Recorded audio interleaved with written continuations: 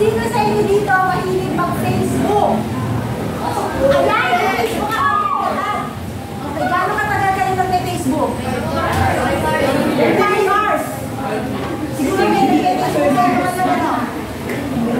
Okay, so, kapag kayo ay nag-upload ng profile picture nyo, anong profile pic ang ina-upload nyo? Yes? Nagsaselfie ka. Okay? Good, nagsaselfie ka. Sabi mo yung pinaka-pogi. So, pagka nakita ko na yung FB nyo dyan, malalaman ko kung ano yung klase natin yung mga picture na ina-upload. Pero ito ang tanong ko sa inyo. Sino sa inyo nag-filter kayo ng picture nyo kapag ka nag-upload sa FB? Alam niyo yung filter? Yung nung kayo ay original picture nyo, madami kayong pimples. Bata ako, marami pimples ang kapatid ko yan. Tapos kapag ka nag-filter kayo, biglang wala ka ng pimples. Ang kinis-kinis ng mukha mo, di ba? O nung pagka nag-filter ka, dati masim ka. Pero filter mo, pumuti ka. Di ba? Ang buwan ka ni Kuya, di mo na makilala. So ba to? Yung profile picture niya, ang puti. So, iba-iba talaga. Kapag ka nag-filter ka, talagang gumaganda ka at mas lalo pang gumagwapo. Tama ba? Okay, so marami sa atin talaga ay nag-filter tayo sa Facebook. Ako ay undeniably, hindi ko sa inyo, may pagkakailan na nag-filter din ako, syempre. Kasi gusto ko rin, mas maganda ako dahil 53 na ako eh. Kaya nag-filter ako before, para tumataas. Kasi actually, may asawa na ako, pero namatay na siya. Nung buhay pa siya, hindi ako nag-filter dahil alam kong taken na ako. Pero kung wala na siya, bigla na ako nag-filter. Baka may makakita pa sa akin. O magkaroon pa ng bagong tatay yung mga ano. Pero syempre, yung papakasalan ako ulit. Hindi ako pwede sa hindi legal. Pero hindi ako paparatong sa estudyante. Okay, so, ngayon, bigyan natin ang reason kung bakit tayo nag-upload. Sana kung meron dito, makapakita ko sa inyo yung mga picture na may filter at walang filter. Makikita niyo yung pagkakaiba. I remember po sa dating app. Alam ko, hindi kayo nag-dating app. Bawal sa inyo yun, ha? Bata pa kayo, baka may dating app kayo, tapos meron kayong online date. Pero ako kasi, adult na ako, dun sa dating app, grabe talaga yung mga picture doon. Ang babata nila. Pero pag sinabi mo, okay, video call tayo. Hindi mo na makakilala. Hindi sila yung nasa video. Ibang mukha na makatago. Parang gusto mo na i-block agad. I-block mo na agad parang nakailan yung buhay. Okay, so question. Question. Pag nakasalit kayo may candy. So bakit tayo nag-filter? O bakit ang mga tao gusto nila na mag-filter? Yung hindi ko maladidinig yung boses. Sige, sige ko. Pangalan. Ma'am, dahil insecure sila, ma'am. Insecure? O, pwede na yan. Ito, candy. Tapos, sinabi na. O, sige. Kuya. Para daw, gumanda. O, isa lang. Ay, bang. Para daw kuminis. Pero parang ang kikinis na mukha nyo. Sa'yo, yes, kuya? Para daw?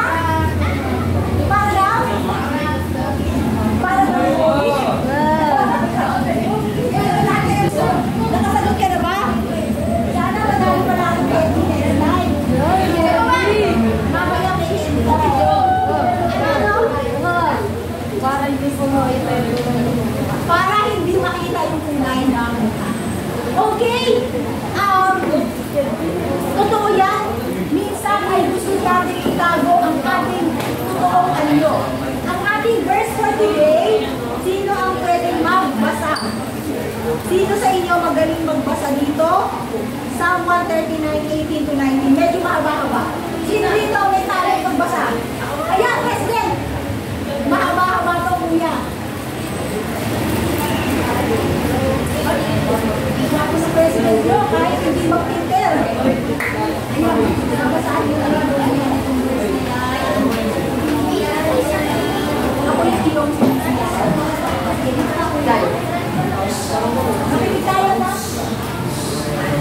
Salmo chapter 139 verse 13 to 18. Ako'y iyong sinisiyasan. Batid mo ang aking buhay. Ang lahat ng dilim, Yahweh, ay tiyak mo sa lalaki. Ang lahat ng gawain ko sa iyo ay hindi kasi ikaw ay malayo. Batid mo ang aking isip. Ako'y iyong nakikita. Gumagawa o hindi man. Ang lahat ng gawain ko, ko'y pawang iyong malalangin. Hindi pa ako umiimik, yung aking sasabihin, alam mo ng lahat. Iyo. Lahat ay hindi malilim. Ika'y laging kapiling. Katabi ko sa oras, ang likas mong alawasan sa aking nag-iingat. Magtataka ang sarili, alam mo ang aking buhay. Di ko kayang unawain iyong karunungan. Saan ako magpupunta upang ako'y makakatakas? Sa iyo, sa Espiritu, ako ba'y makakaliwas? Kung langit ang puntahan ko, tiyak naroon ka. Sa daigdig ng mga patay, umiwalay man ako, ikaw din ang kasama. Kung ako'y makalipad, umiwas na pasilangan. O kaya ang tirahan ko'y ang duduhan ng kaluluran. Tiyak ikaw ay naroon upang ako'y pangunahan. Matatagpo kita upang ako ay umunan. Kung ang aking pagtataguan ay ang dilim na sikit, padiliming parang gabi. Ang liwanag sa paligid. Pati itong kadiliman sa iyo ay dilim, at sa iyo yaong gabi. Parang araw na manginginig. Madilim at liwanag. Sa iyo ay pareho pa rin. Ang anumang aking sangka, ikaw, O Diyos, ang lumilikha. Sensyan ng aking inay nung mismo ang aking bata. Pinupuri kita, O Diyos. Marapat kang katakutan. Ang lahat ng gawain mo ay kahanga-hangang tunay. Ang buto ko sa katawan nung iyo'y ay ugising sa loob ng bahay bata do'y iyong mapapansin. Lumalaki ako roon sa iyo'y naliliw. Ang iyong nakita na hindi pa man isinila. Batid mo kung ilang taon ang haba ng aking buhay. Sapagkat ito'y nakatitik sa aklat, mga talaan. Matagal ng balangkas ng kaulangang ang may alam. Tunay, Yahweh, di ko kayang maabot ang iyong isip. Ang dami ng iyong bala ay hindi ko babalik.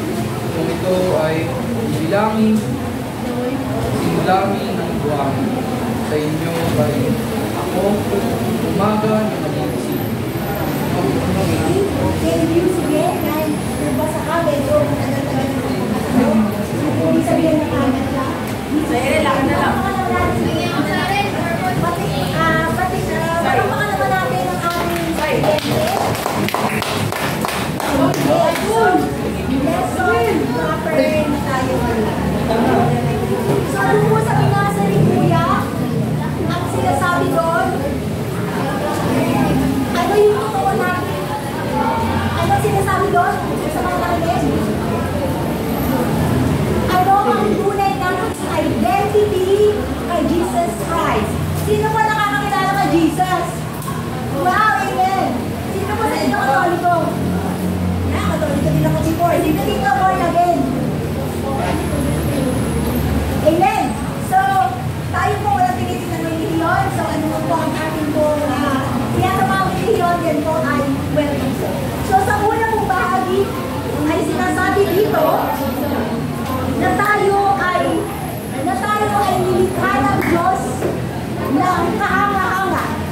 sabihin, hindi nagkamali si Lord sa paglikha sa'yo. Hindi aksidente ang paglikha sa'yo ni Lord. So kahit sabihin mo pa na, Pinili po tayo ni Ama, magkatayan po tayo. Puro ko sinay. yes! Pinapakan natin si Kuya. So, number one dyan, kung hindi aksidente ang pagkalikha sa'yo ni Lord, hindi ka dapat mag-alila sa sarili mo. Halimbawa sabihin mo, bakit ganon? Bakit yung kapatid ko mas pogi sa akin? Bakit yung kapatid ko mas matapos ang ilong? O bakit si Kuya mas matangkad? O bakit yung kaklase ko mas maganda sa akin? Alam niyo, ako pango yung ilong ko, yung kapatid ko matapos ang ilong. Ako hindi ako kasing puti ng kapatid ko. Yung bata pa ako, naiisip ko, bakit parang hindi yata pantay? Dahil ang feeling ko, pangit ako, maganda kapatid ko. Yung bang makikita mo na parang ang pagkalikha sa'yo ay hindi tama.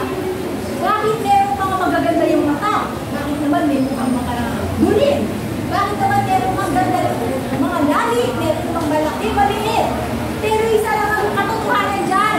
Nilikha ka ni Lord ng tama sa kanyang gusto para sa'yo.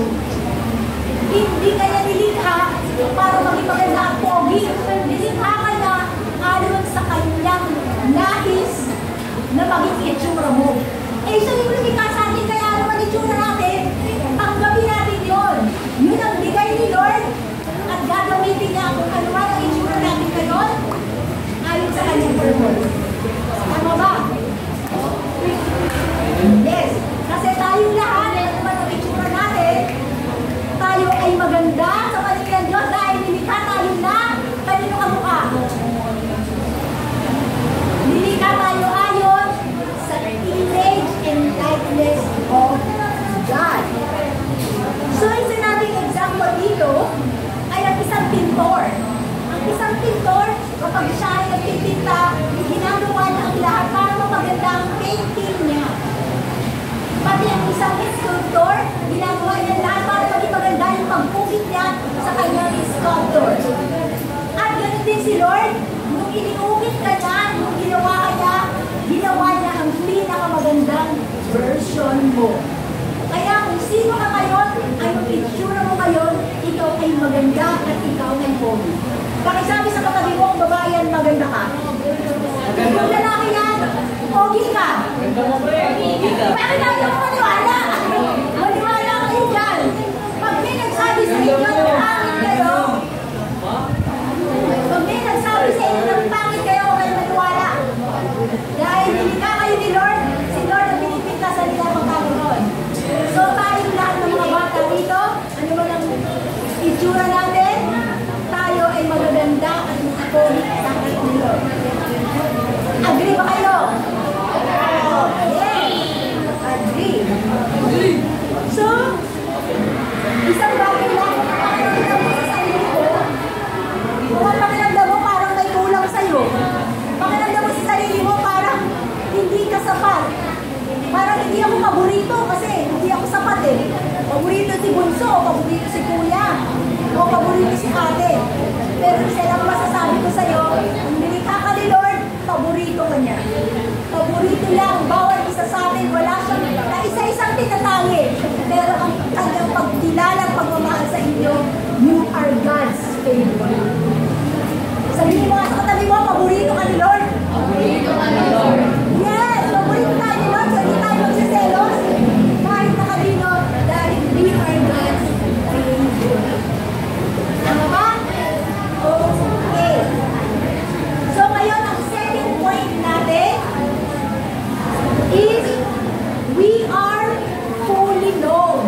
Kilala tayo ni Lord. Di ba? Kung bago pa lang kayo dito sa classroom, hindi nyo makilala isa't isa, di ba? Minsan nakaalala ko, pagpasok mo ang klase nyo, sabi na kagad, masungit yan, masungit yan. O pagpasok mo isa mo ng klase, naku, mukhang hindi mo yan malalapitan.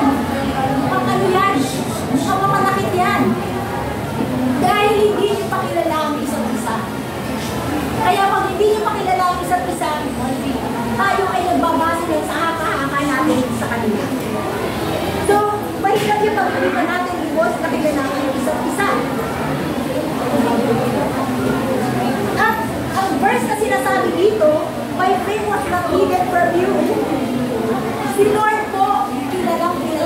Alam po niya kung nasan yung patay na ulo niyo. O alam din niya kung nasan ang mga lunar niyo. So wala tayong matatago kay Lord. Kasi kilala tayo. So, walang lihim ang ating Lord. Kasi bago pa tayo ipanganak,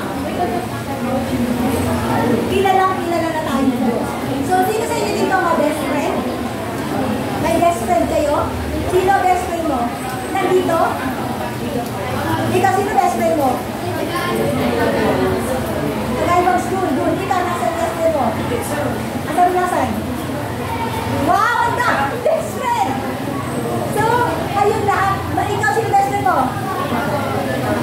Siya? Girl? Baka girlfriend ko!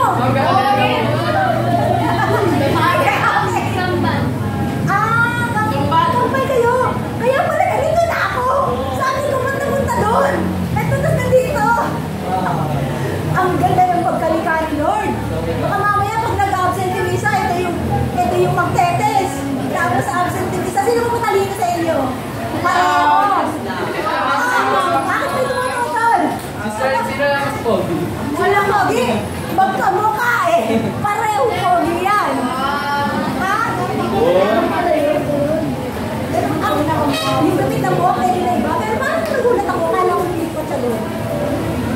Okay, that's good. So, meron kayong best friend na kilalang kilala kayo. Yung best friend yun, alam lahat ng kabaliwan nyo. Yung best friend nyo, alam yung crush nyo dito. Yung best friend nyo, alam yung secret nyo. Yung best friend na alam kung paano kayo mapapatawa. O alam din kung ano makakapagpagalit sa inyo. O yung best friend mo, alam ang favorite food mo. Kasi dito yung mag-best friend na nandito. Best friend mo nandito, ano ang favorite food niya? Ay, hindi alam. Ano? Lechon! Totoo ba yan?